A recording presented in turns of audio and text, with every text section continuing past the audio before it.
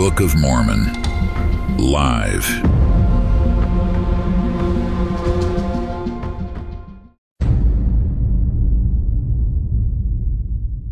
We've been at this for the last 72 hours. We've read for 25, 30, what does it work out to be? And you've been here and you've stayed with it. This book has changed my life. It's been part of my life. Every day, it testified to you that it is true.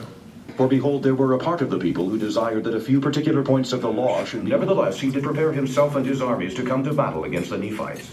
And now it came to pass that after I, Nephi, had made displeasure of a just. We started yesterday. One thing that was really cool that I did, I went home and read my patriarchal blessing afterwards. Like I had more direction when I read it, and that God was speaking to me while I read it. As we read Ether yesterday, I'm actually getting it and I'm seeing what's happening, and I know who people of Jared are, and I see who Ether is, and it's helpful to actually know who I'm reading about and who's speaking. And so I think that's going to be helpful this time, and then as I read the Book of Mormon more and more in my life.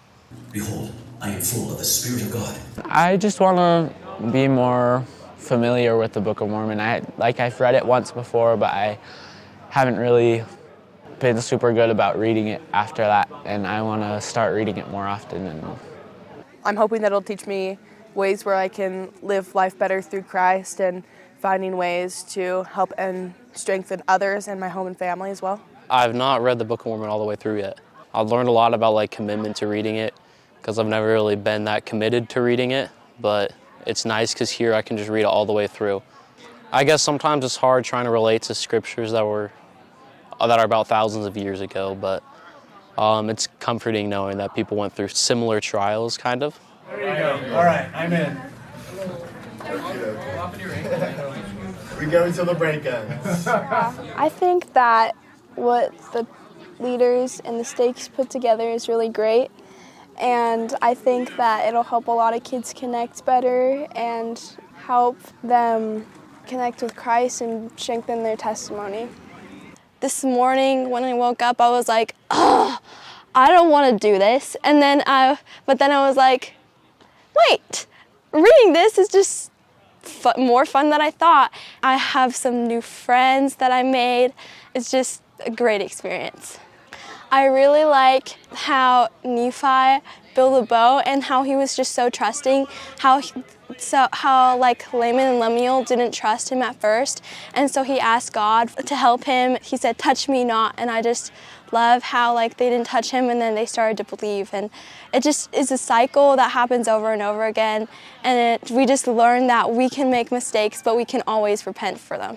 Over 2,000 water balloons out there waiting for you. My favorite verse comes from Mosiah. It's Mosiah 20:11, and it is talking about the people of Limhi, and it talks about them fighting like dragons to defend their lives and their wives and their children against the Lamanites. It's really cool. Use your defenses! Use your defenses! Well, there's a good one. Whatsoever, and me preparing for my mission, because I just sent my mission papers and I'm still waiting to hear back.